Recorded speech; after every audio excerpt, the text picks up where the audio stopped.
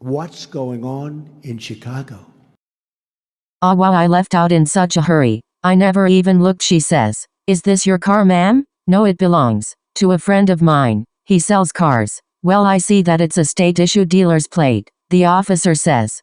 By any chance would you happen to have another plate screw, ma'am? Carmen looks around in the car to see if he had put some extra screws in it someplace. No, sir. I'm afraid I don't, sir. My intentions was to run to the store, then make my way back in so I could make breakfast. Well, I'll tell you what I'm going to do, ma'am. I'll just take it off and put it in your back window for now, just so you don't lose it on your way home. Thank you so much, sir. Carmen says, displaying her pearly white teeth. The trooper walks to the rear of the car, unscrews the plate, then walks to the back door of the car. Carmen rolls down the back window. The officer mounts the plate in the window nice and tight, so it wouldn't fall. 10. Dimitri Oliphant 1. Hey Adiz, isn't that one of our cars, the passenger says, pointing in Carmen's direction? Yes it is, and that's Carmen behind the wheel. I wonder why she got pulled over. Maybe she was speeding, Paula says, watching her as they passed by.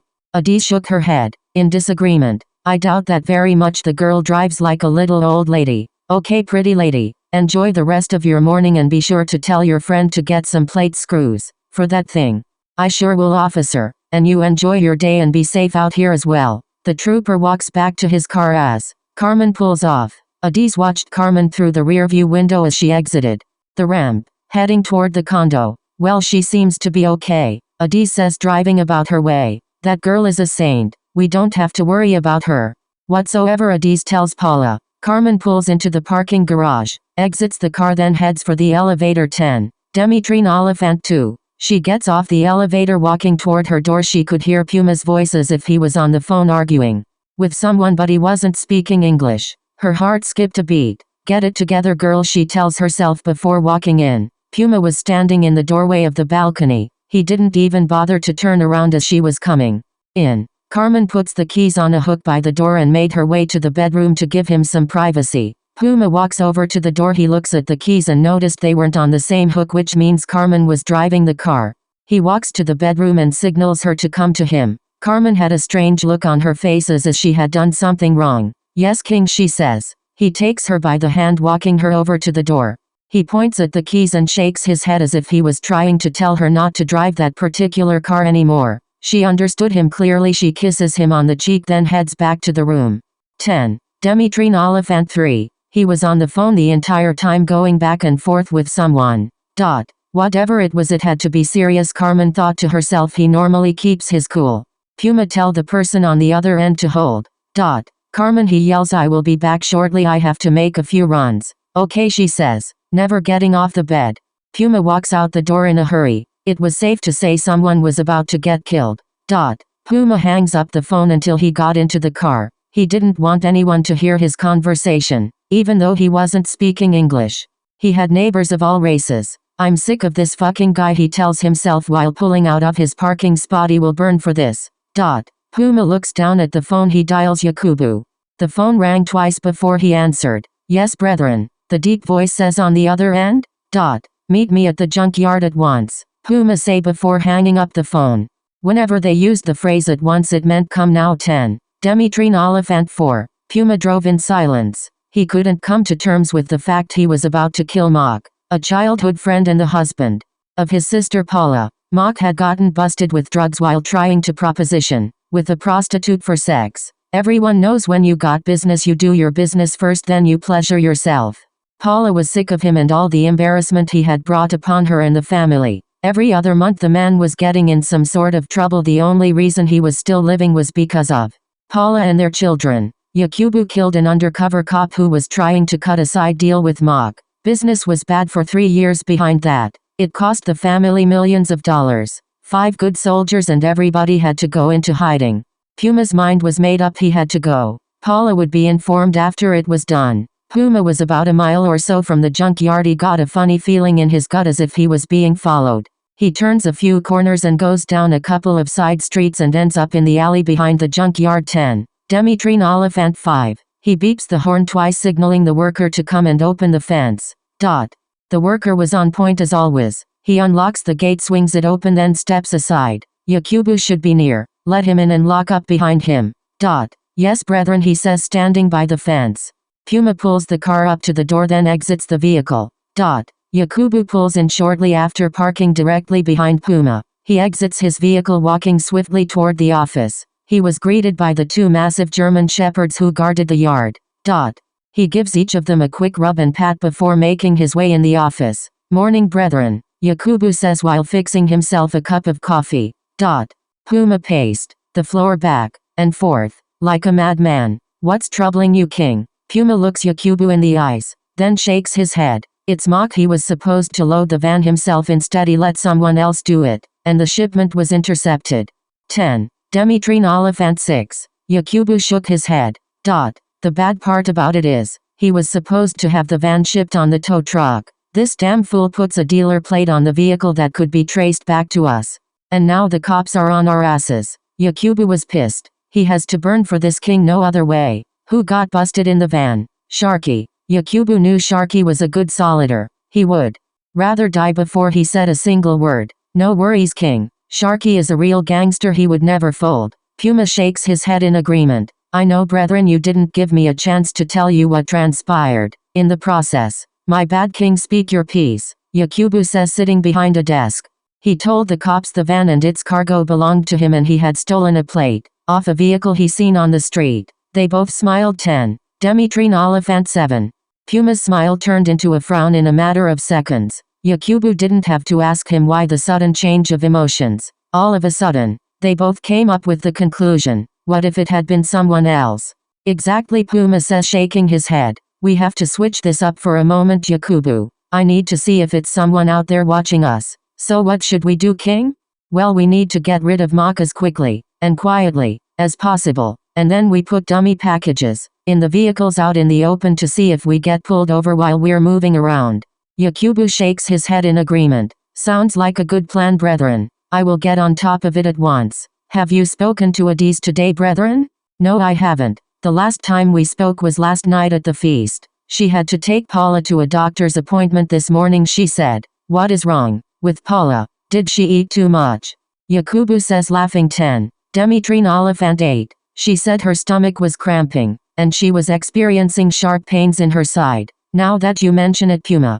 She did go into the bedroom after you and your family left to lay down. She was in so much pain she couldn't drive herself home. So where is Mock? Have you heard from him since, Puma? No, not really. He knows I'm pissed with him, so he tries to avoid me by all means. I bet he's on the north side at that little condo he purchased a year or so ago, Yakubu says. What condo? Puma inquires. It's up by Howard Street, not too from the expressway. He never told you about that place, Puma?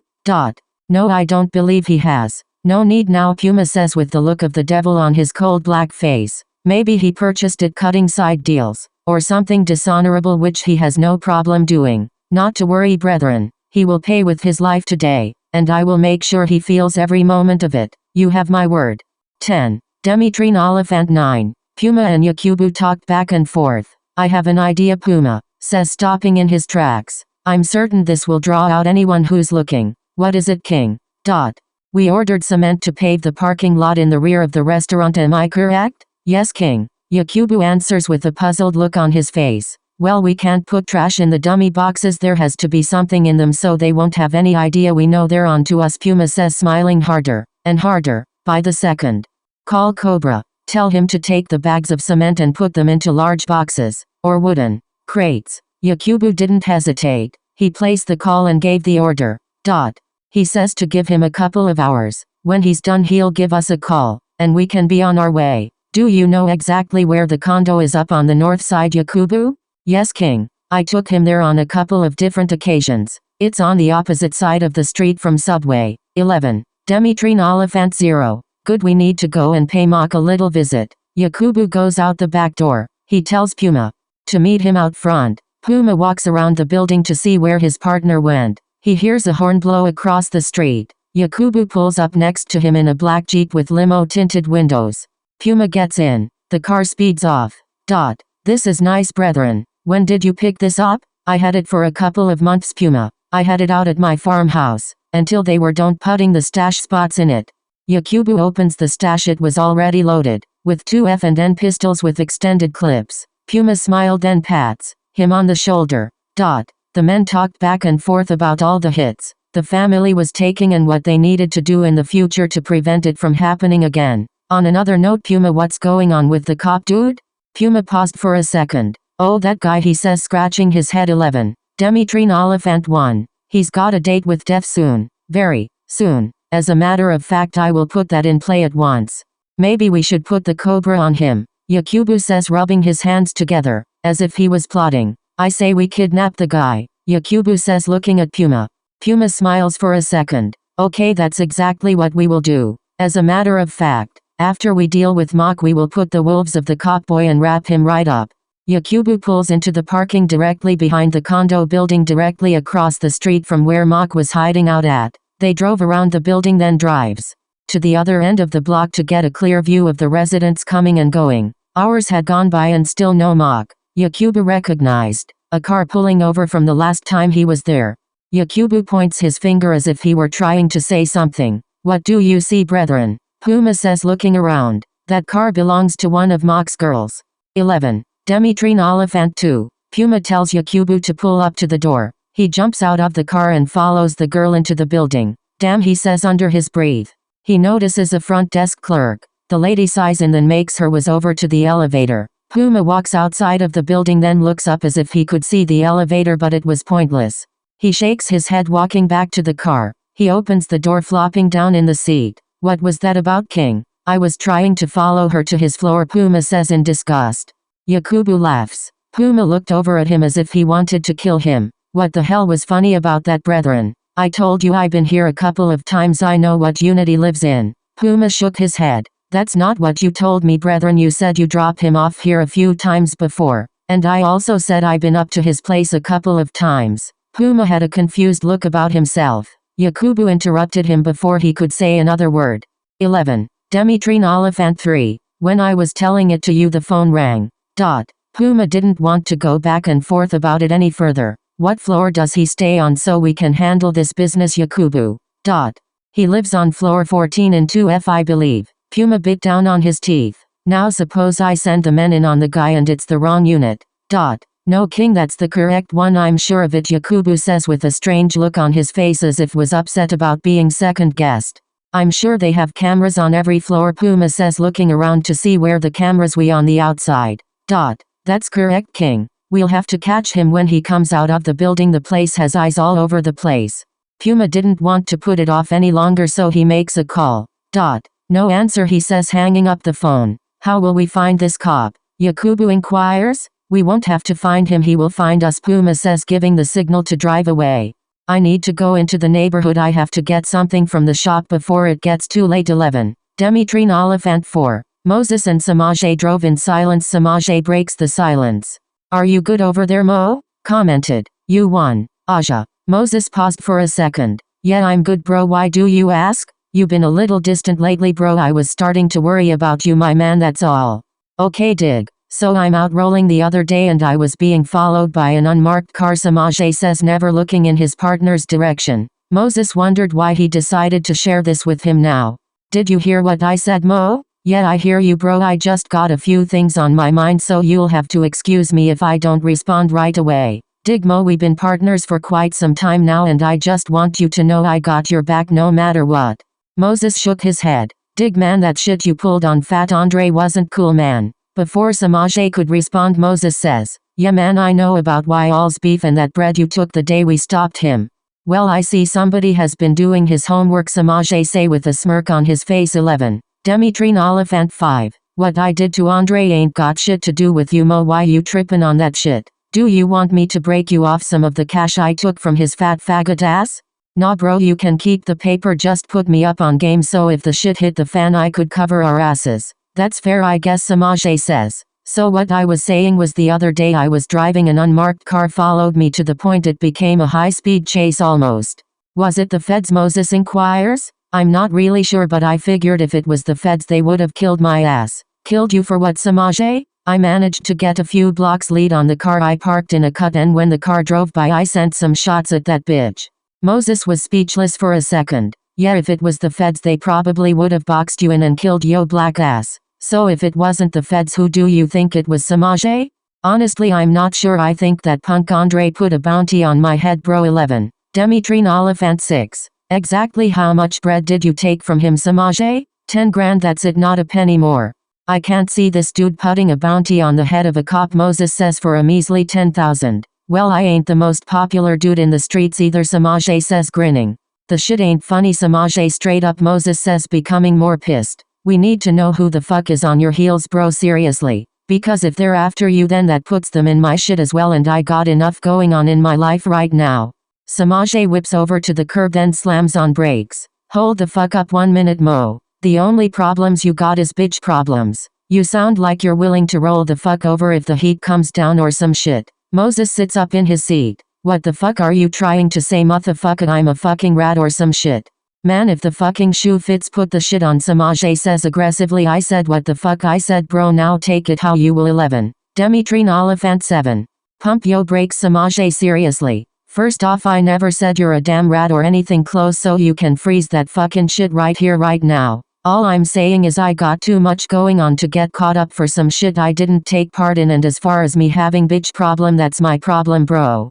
I have a wife and kids. Before Moses could say another word, Samaje cuts him off. Correction, Mo, you had a wife. And what the fuck does that mean, had a wife, Samaje? You know what, I'll let the investigator tell you himself, you lovesick motherfucker. That's how we'll do that, and then when you see for yourself you tell me. Moses couldn't say a word. From the way Samaje put it, he definitely knew something his partner didn't. They drove in silence for 5 more miles. Samaje pulls over in front of an old office building. Third door on the right, Moses, he says, point at the building. Moses got out of the car, walking very slow toward the office door. He didn't have to look back to know Samaje never got out the car. He goes into the building with his head down. 11. Dimitri Oliphant 8. Samaje felt bad for the statement, but as always he allowed his anger to get the best of him once again. He knew exactly what Moses was going through and exactly how he felt. It was probably one of the reasons he treated women like shit. Samaje replayed the turn of events in his head, trying to shed some light on what he had done and who he could have possibly pissed off in the process.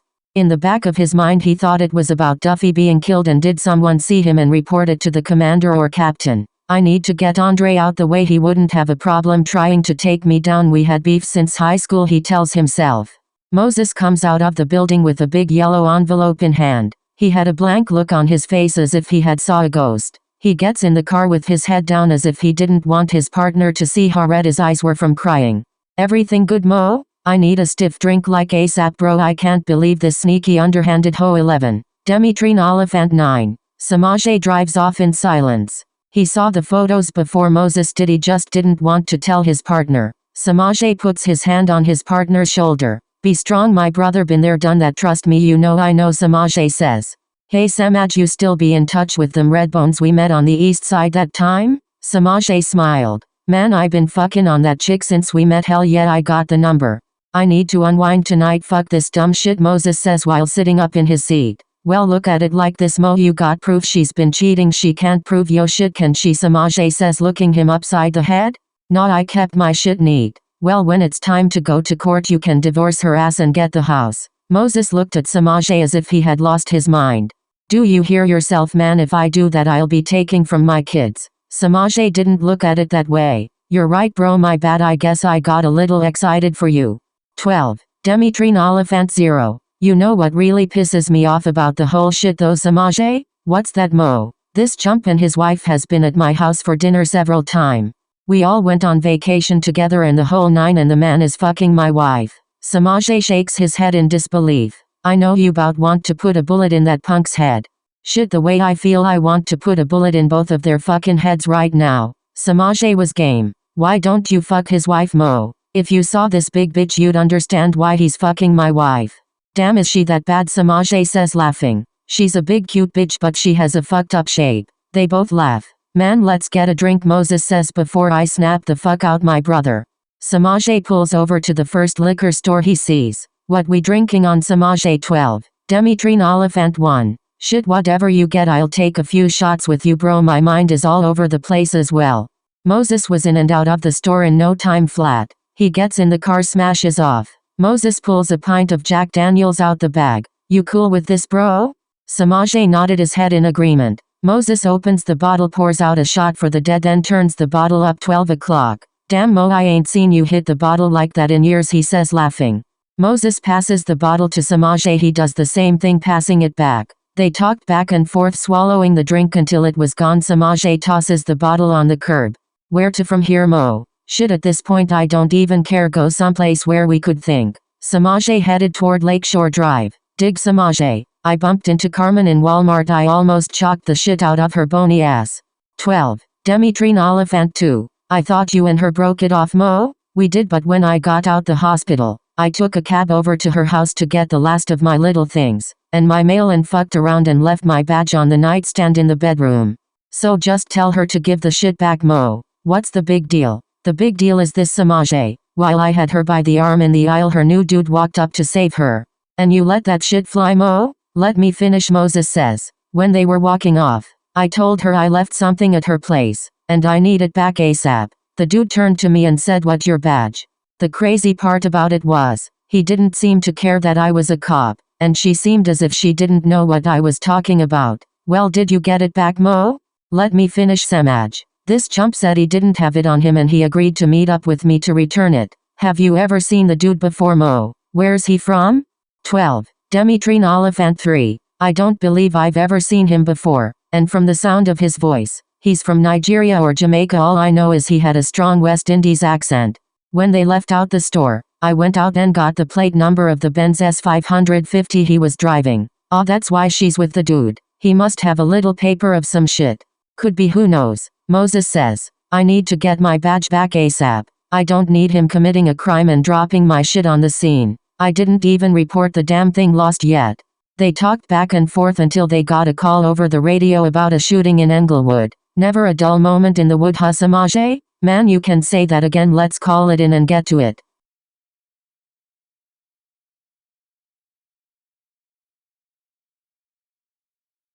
They drove talking back and forth, trying to see which issue to go after first. Moses tells himself he needs to call the bank so he could separate him and his wife's joint account, before she takes him for every dime he has left. Mo, you probably need to call the bank and get. Before Samajay could finish the sentence, Moses cut him off. 12. Demitrine Oliphant 4. I'm way ahead of you, my man. I was just thinking that before you could even get it all the way out of your mouth. My brother. They drove in silence as both men were in their own thoughts. Samaj's mind was on money and doing whatever he had to do to get it. He knew what they were doing would soon come to an end, so he needed to get as much as quickly as he could before the heat came down. Moses, on the other hand, was thinking about Carmen and all the dirt she had on him. If she blows the whistle on me for any reason, I'd be gone for a very long time. Samajay looks over at his partner and could tell he was stressed out, and he may crack at the first sign of trouble. You good, Mo? Moses didn't respond at first. Mo, are you good over there? Samajay says a second time. Yeah, I'm good, bro, just got a lot on my mind at the moment, she says in a slow, low tone. I should kill the both of them, and be worry-free, he says, never looking at Samajay. Samaj looked at him as if he had lost his mind. Samajay knew it was just talk. Moses wasn't built like that. Foreign royalty clothing.